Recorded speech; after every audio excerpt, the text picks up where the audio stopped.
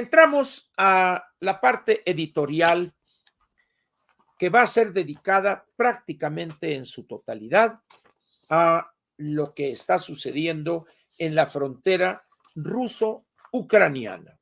Muy bien.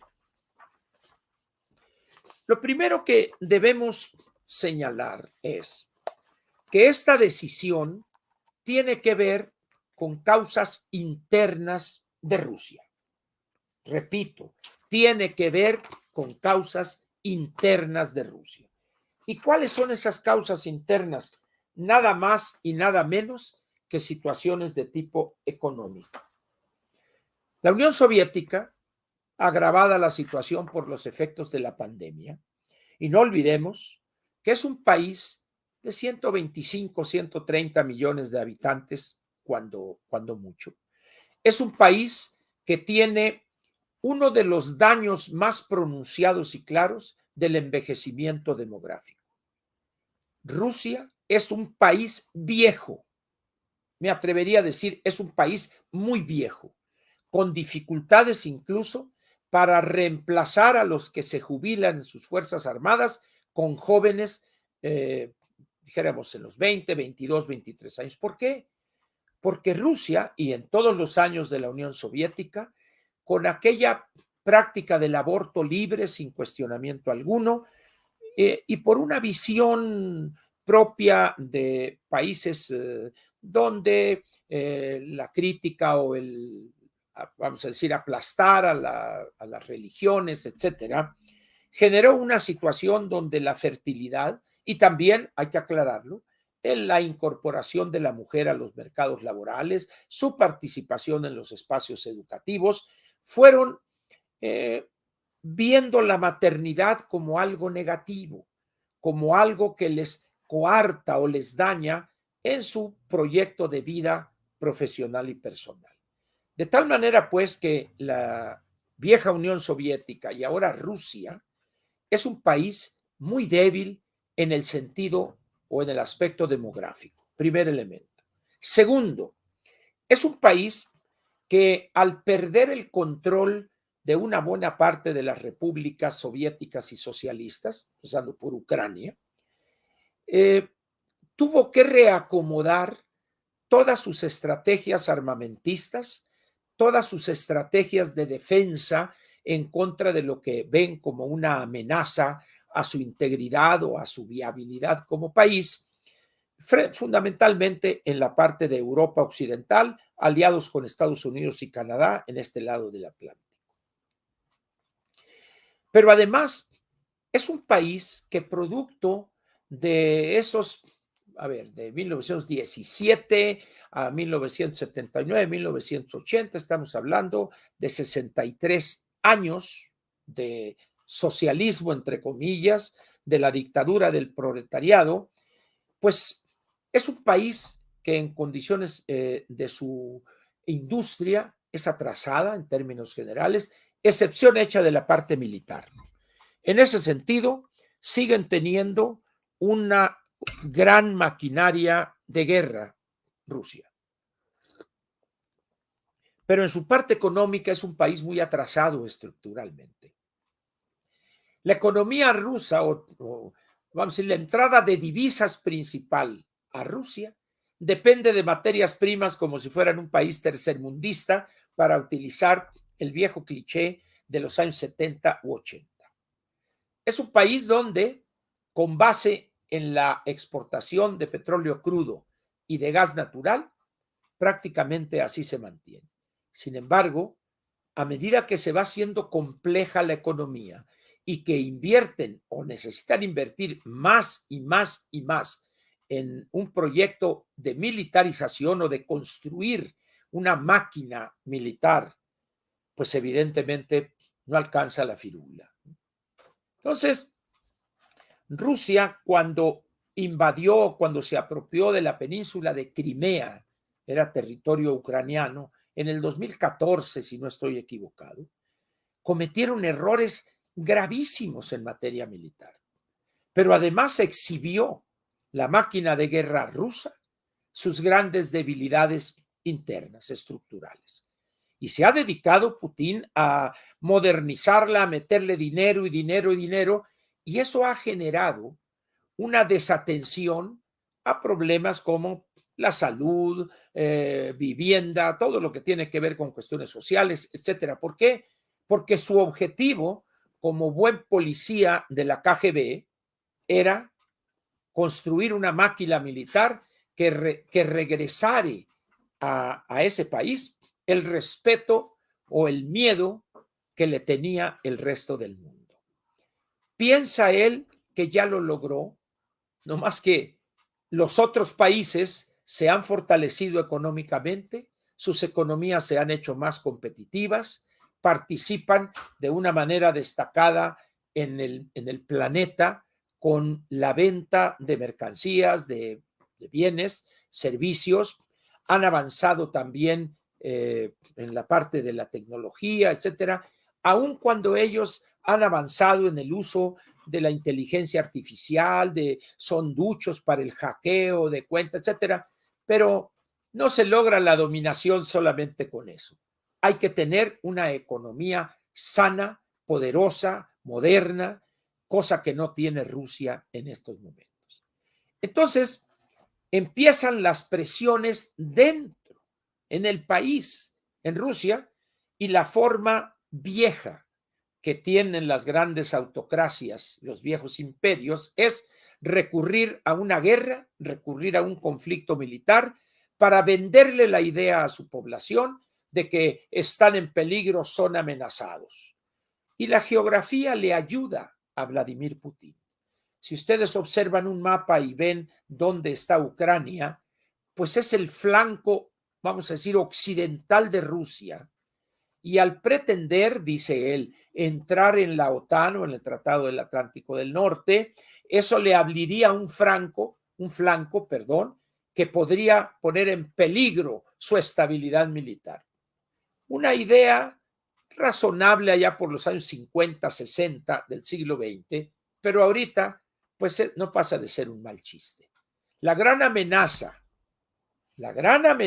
a la Unión, a Rusia y antes a la Unión Soviética son problemas internos, la inviabilidad de su modelo de desarrollo. En esas condiciones, pues, se lanza en esta aventura contra un país con el cual hay diferencias históricas. Es una situación que viene de muchos años atrás, siglos diríamos, esta situación. Recurre Putin, igual que Trump, al nativismo, a los que somos rusos y que en estas partes de Donetsk, etcétera, son rusos que se sienten oprimidos por los ucranianos y que Crimea ha sido nuestro y la mentira que te eché.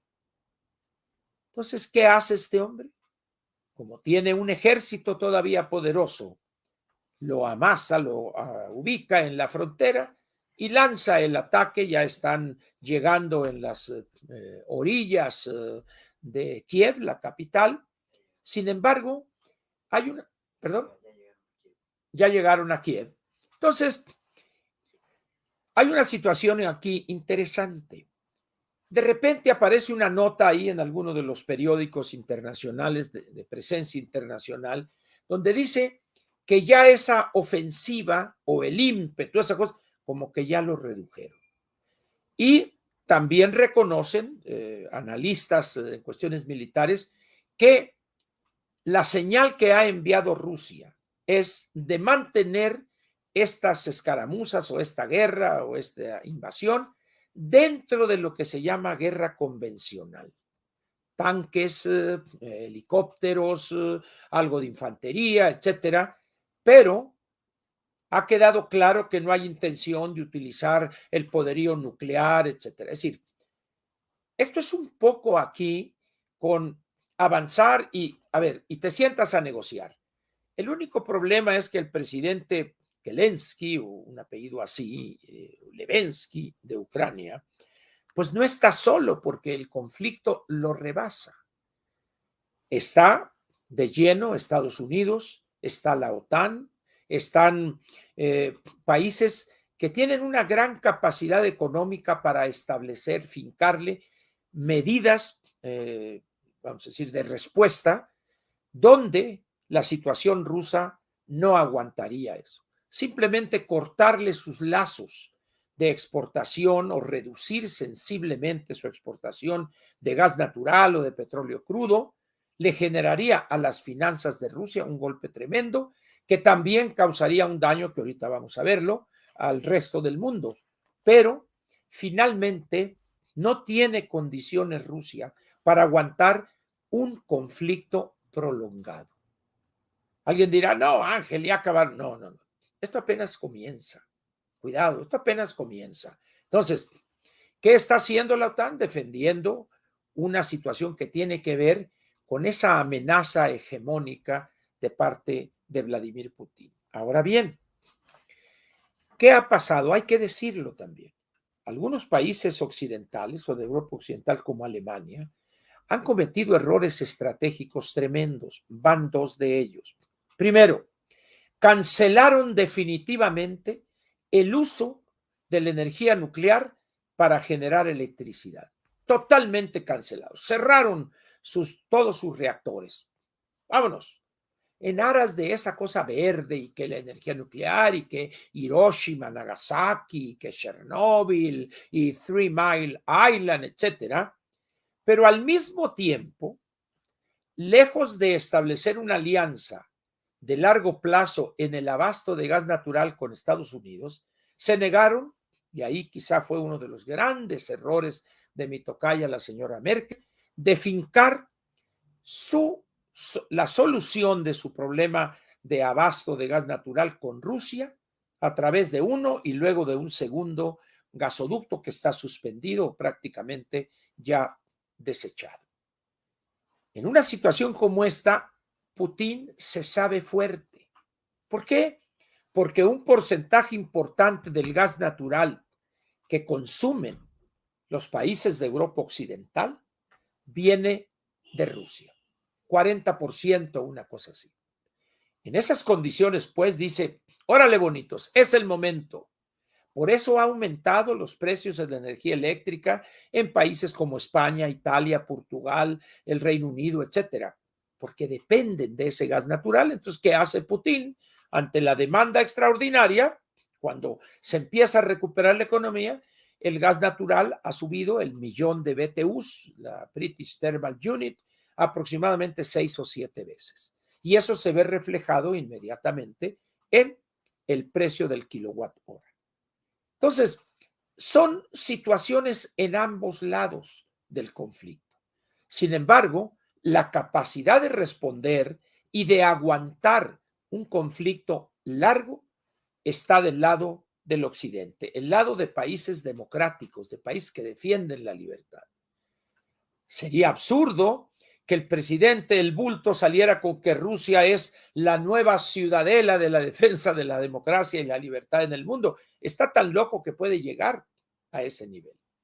Maduro ya lo dijo, ¿no? Y que el pueblo quiere la democracia, el pueblo ruso en la libertad. No, hombre, es una dictadura autoritaria, unipersonal, y ahí está, y ahí va a durar Putin.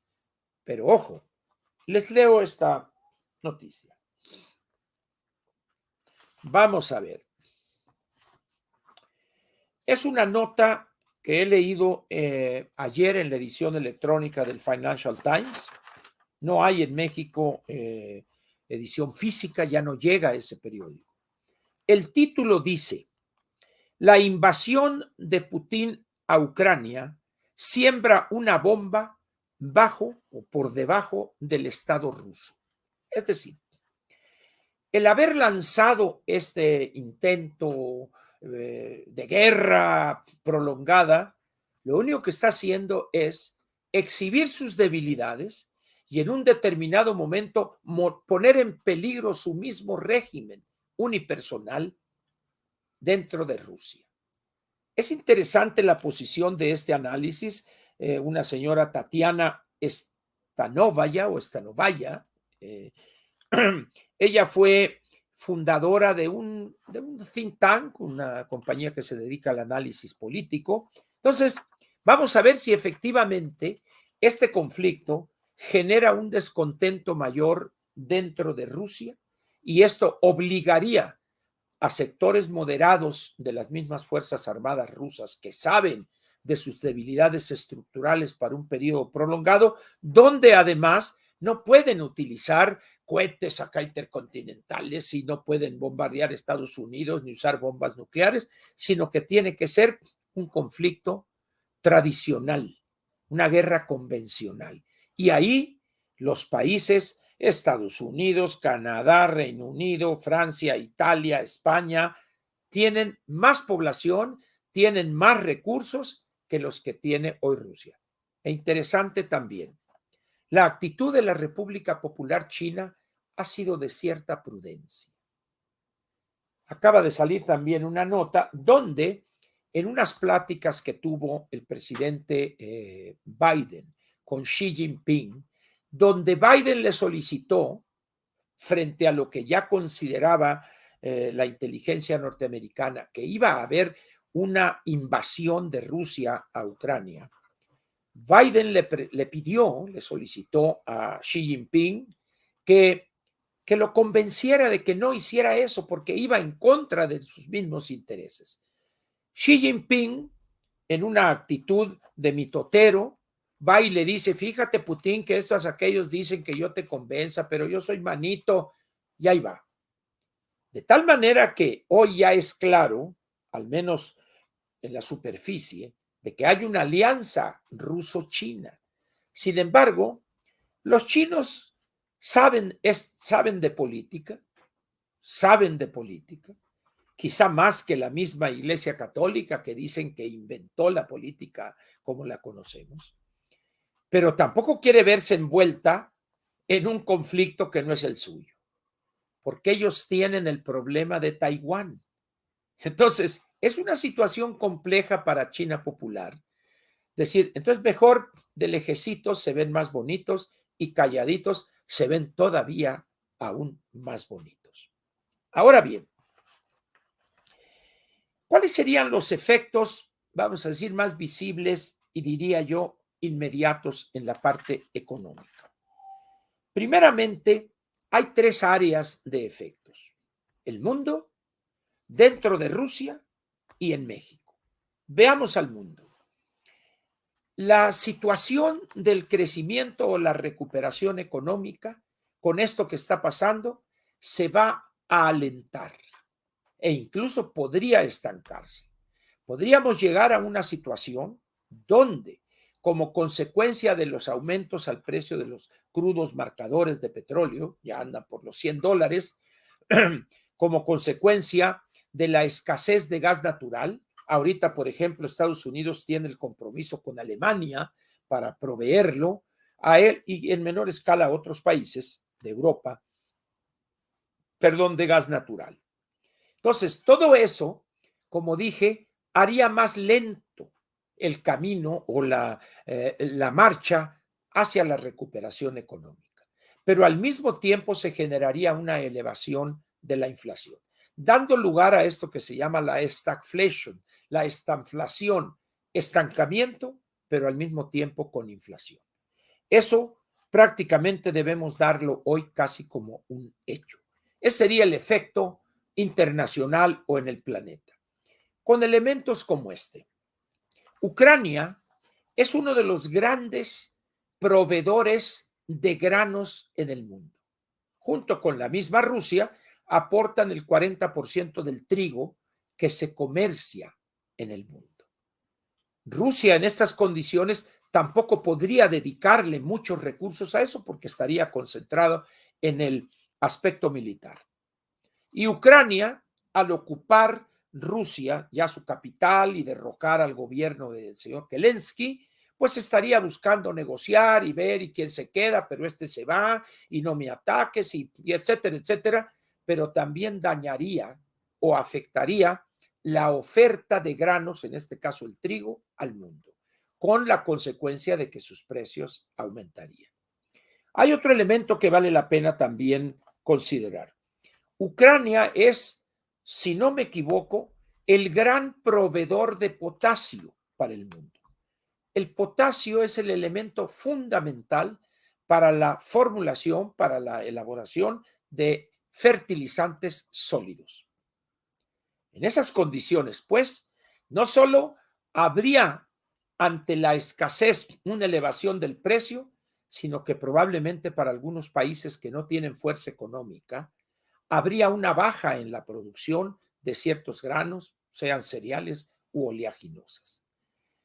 La otra cuestión es que los flujos de inversión o ciertos flujos de bienes en el mundo, en el planeta, también se verían afectados. ¿Por qué?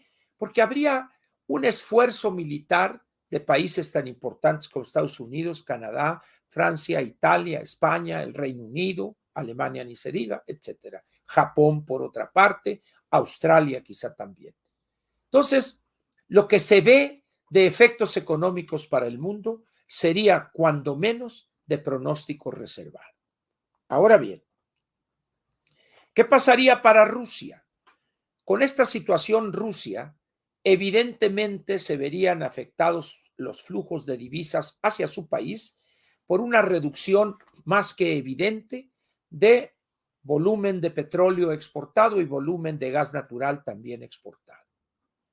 En esas condiciones habría una menor entrada de divisas que golpearía en 15, 20 días, un mes, mes y medio, si llegara el conflicto a esos niveles temporales, de su entrada de divisas y de sus gastos. Pero hay efectos de este tipo. Miren, una de las grandes petroleras rusas, creo que es Rosneft o Rosneft, que tiene una sociedad, creo que con Suecia. Entonces, ese país o esa petrolera, donde está un país occidental como es Suecia, se ve presionada porque le va a vender diésel, gasolina, etcétera, a los rusos para abastecer a sus fuerzas en la frontera de Ucrania o en Ucrania, o con base en su pertenencia a Occidente, cortaría eso. Es decir, situaciones como esta. ¿Por qué? Porque Rusia, en esa situación de su fuerza en materia de petróleo y gas natural, algunas empresas privadas rusas de los cuates de Putin han establecido alianzas estratégicas con empresas occidentales. El dilema para las empresas petroleras occidentales, donde hay una alianza, pensándola de mediano y largo plazo, con petroleras o gaseras rusas, va a ser interesante ver a quién apoyarían. ¿Le cortarán el suministro de esos combustibles al ejército o a las fuerzas rusas que están ya invadiendo, que ya invadieron a Ucrania, por ejemplo? Es decir, no estamos ante una situación fácil. Ahora, ya muchos hablan de la formación de un nuevo orden internacional. ¿Qué quieren decir con esto? Bueno, que hay una recomposición de alianzas donde Rusia decide, en un momento crítico para su economía, encabezar una invasión, un rompimiento total en muchos aspectos con Occidente y también poner en una situación de cierto estancamiento las relaciones con China popular. ¿Por qué? Porque a China no le conviene que se detenga o se reduzca el crecimiento, la tasa de crecimiento del comercio internacional. ¿Por qué? Porque para él es la sangre, es la savia que mueve esa economía todavía. Entonces, eso quizá, o sin duda, va a generar en los próximos 5 o 10 años un acomodo nuevo en términos de alianzas. ¿Quién de los países occidentales estaría dispuesto a confiar en Vladimir Putin al frente del gobierno? Eso traerá presiones internas en Rusia. ¿Quién reconsiderará sus alianzas estratégicas con la misma Rusia, pero también con China popular, por ejemplo? Esa es una parte ya en el mundo y también en Rusia. Pero ahora vamos a ver en México. Las presiones económicas con México son interesantes. ¿Por qué? El hecho de que Estados Unidos entre a este esfuerzo militar, cuando todavía el crecimiento de la economía o la recuperación del crecimiento no está consolidado, eso significa que podría la economía norteamericana bajar su tasa o las proyecciones de su crecimiento en este año y el siguiente. ¿Quién sufriría de manera inmediata por eso? México, porque habría una menor demanda de nuestros productos. Por otra parte, ¿dónde vamos a conseguir nuestros granos, sean cereales u oleaginosas? ¿Los vamos a conseguir con Ucrania, por ejemplo? ¿O con Estados Unidos cuando andamos entre azul y buenas noches? Es decir, hay elementos importantes para México. En materia de carne de cerdo, por ejemplo, estamos consumiendo, vamos a poner 2.200.000 toneladas, una cosa así. Pero la tercera parte de esa proviene de Estados Unidos. En un determinado momento, si México continúa a través del bulto en estas tonterías y excesos ideológicos, pues simplemente por razones de seguridad nacional congelo las exportaciones de ciertos productos cárnicos. También en cuestión de cereales, es decir, reduzco las importaciones de autopartes de México, etcétera, etcétera. Y eso estamos provocando por las tonterías que decide y que dice el bulto. De tal manera que si hay un país vulnerable ahorita y casi de inmediato, sin estar en el teatro de las operaciones principales, es México. ¿Por qué? Porque tenemos una interdependencia con Estados Unidos y Canadá. La interdependencia económica lleva a la interdependencia política, militar y de seguridad nacional. Pero este hombre tiene unos conceptos decimonónicos del siglo XIX en materia de soberanía, de interdependencia. Este cree que está en el sexenio de Luis Echeverría y por eso dice tantas babosadas en materia internacional. Entonces, vemos pues que en materia económica las cosas lucen medio oscuras para el planeta, para la misma Rusia, pero también para México. Si a eso le agregamos estas veleidades de Juan Ramón de la Fuente, México ha sido invadido 2 veces por Estados Unidos y 2 veces por Francia. Pero eso fue hace más de 100 años, hombre. Más de 100 años. Una fue allá en los 40 del siglo XIX, cuando perdimos Texas, etcétera, el territorio.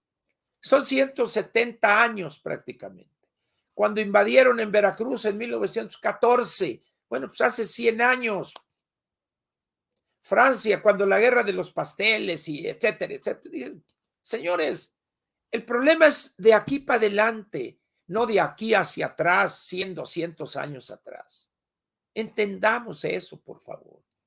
Pero como ideológicamente México está cerca de ese antinorteamericanismo que florezca, pues tenemos a una bola, como dijo alguien, imbéciles apoyando a Vladimir Putin y que qué cobardes, a ver, éntrenle con él acá. Dice uno, qué manera tan pedestre de ver las cosas. Ahora, recurrir a estas alturas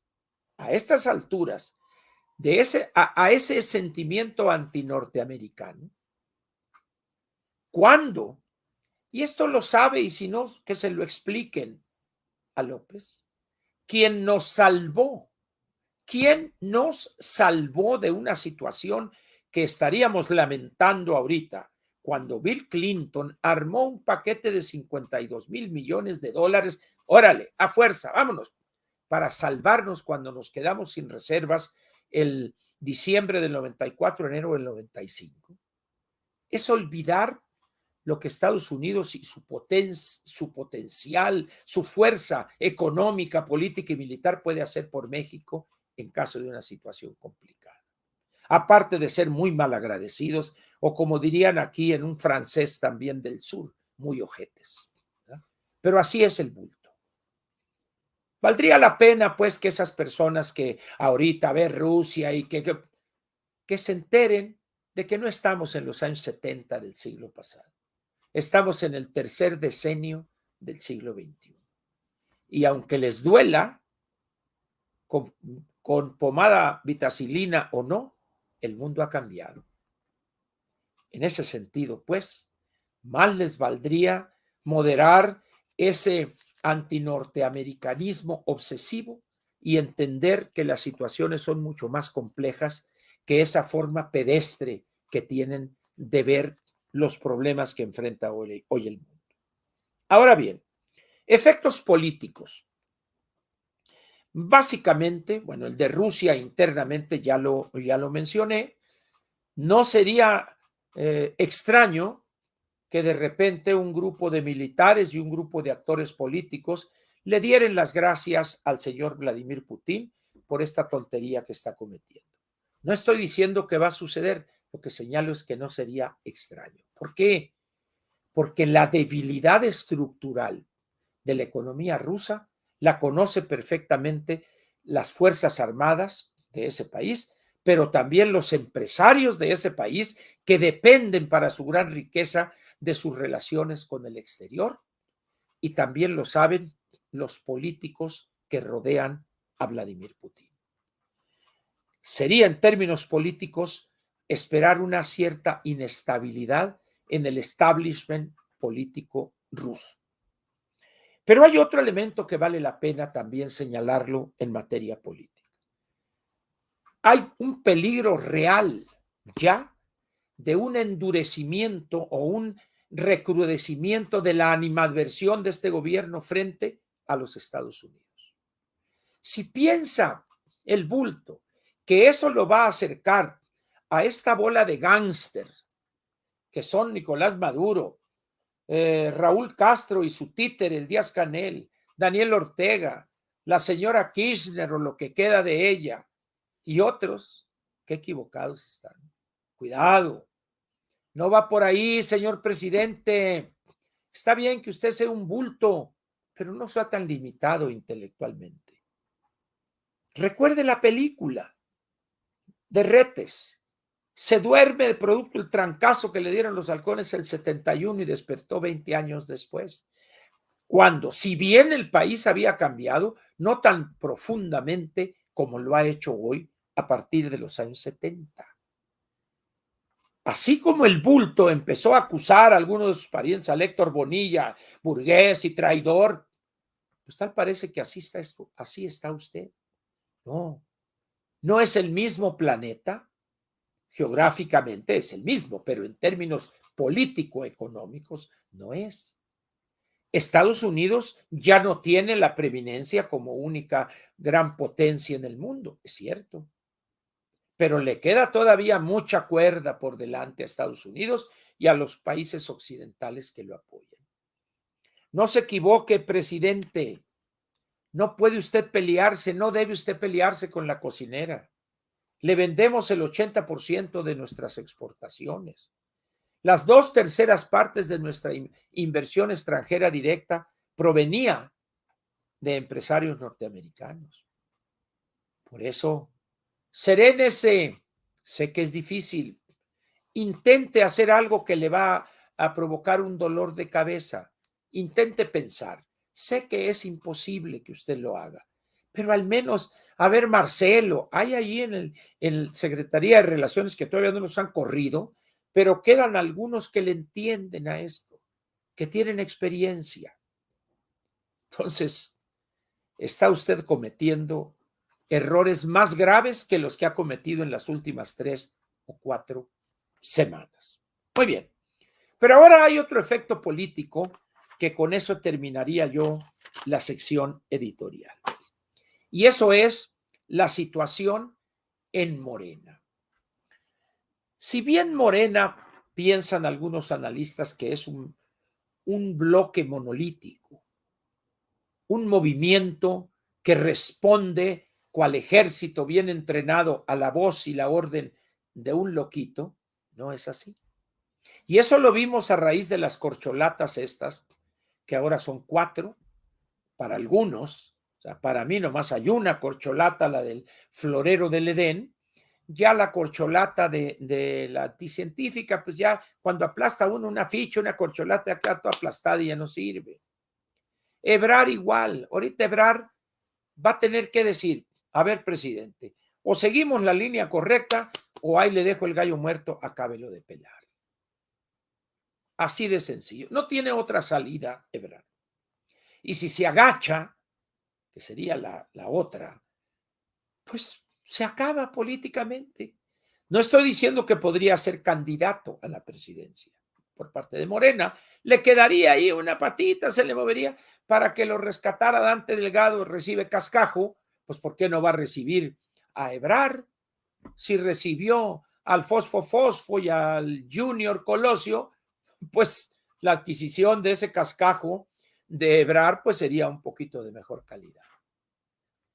Pero de otra manera, que se olvide de cualquier probabilidad. Y tenemos a Ricardo Monreal. Ricardo Monreal, por desgracia para él, va a tener que definirse mucho antes de lo que tenía pensado. El Senado tiene un papel protagónico en materia de política exterior. Si Ricardo Monreal conduce a los suyos a una actitud servil hacia el jefe de Estado y no plantea una posición mesurada, correcta, que señale a quién debemos apoyar por lo que mencioné hace unos momentos, que se olvide Ricardo Monreal porque no quedaría ni para candidato a la presidencia municipal de Fresnillo, en Zacatecas, su estado natal. Como ven entonces, tenemos efectos económicos, políticos, tenemos efectos externos a Rusia, tenemos efectos internos en Rusia, y lo que ha dado por resultado esto es que personajes perversos como Donald Trump hayan querido aprovechar esta situación, pero no le va a alcanzar el conflicto para que se vuelva a colocar en la preferencia en la sociedad norteamericana. La situación es complicada para el país y si el conflicto dura 4, 5, 6 semanas, algunos meses, habrá un surgimiento de ese sentimiento patriótico que es vigente en Estados Unidos frente a la amenaza exterior. De tal manera que si Trump insiste en apoyar y alabar a Putin y diría yo haría lo mismo que él en la frontera sur, cuidado, que podría debilitar en mucho ese apoyo que todavía ahorita tiene, pero que con el inicio de estas averiguaciones en lo fiscal y en lo penal por los sucesos del 6 de enero, cuidado con eso, porque le podría ir mal. En esas condiciones, pues, vamos a resumir. ¿Qué posibilidad, qué camino le queda a nuestro país? Apoyar clara e indubitablemente el esfuerzo encabezado por Estados Unidos. 2, condenar indubitablemente a Rusia y a las locuras de Vladimir Putin y enfriar sus relaciones con Rusia y las relaciones con la República Popular China.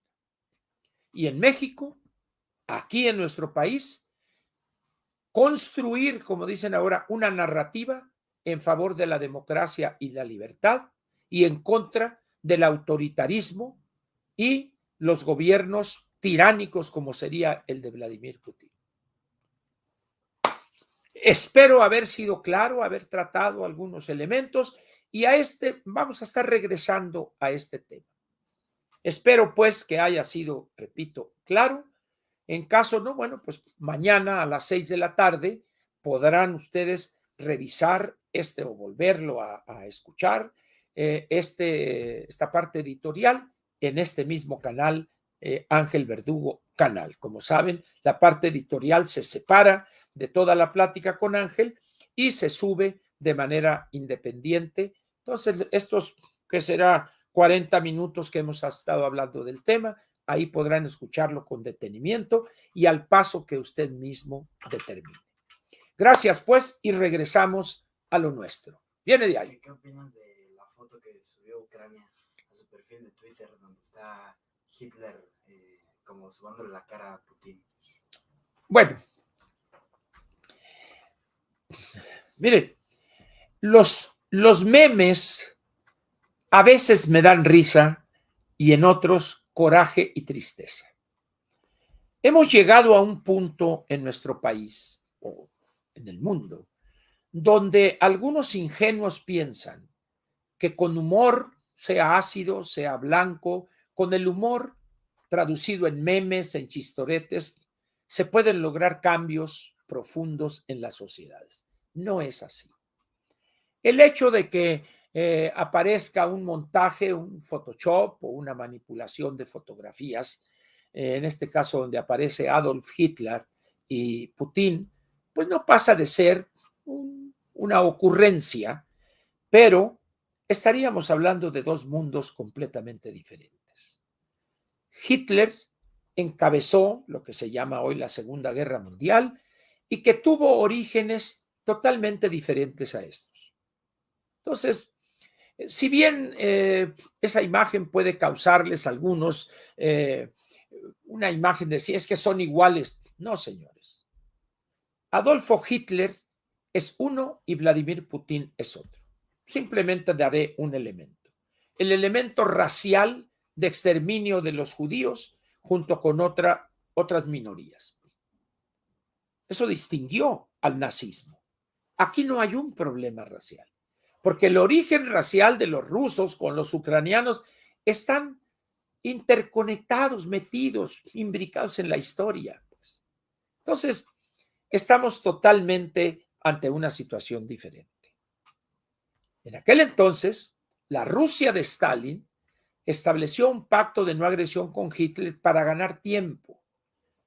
Entonces, hoy y en aquellos años, luchó al lado de los aliados para acabar con un gobierno, con las fuerzas del eje, Alemania, Italia y Japón, que querían acabar con la libertad, con la democracia y en unos casos con minorías que por X o Y razones absurdas, todas ellas, querían acabar con ellos. No es lo mismo hoy. Eso pasó prácticamente hace 80 años. El mundo ha cambiado en estos 80 años. Entonces, entendamos pues eso, y si bien la gente seguirá haciendo memes y eso, pero yo les suplico encarecidamente que valoren eso como un chistorete, como algo, pero hay que buscar explicaciones objetivas que quizá cueste trabajo entender porque hay que conocer un poco de historia, cuestiones de economía internacional, etcétera.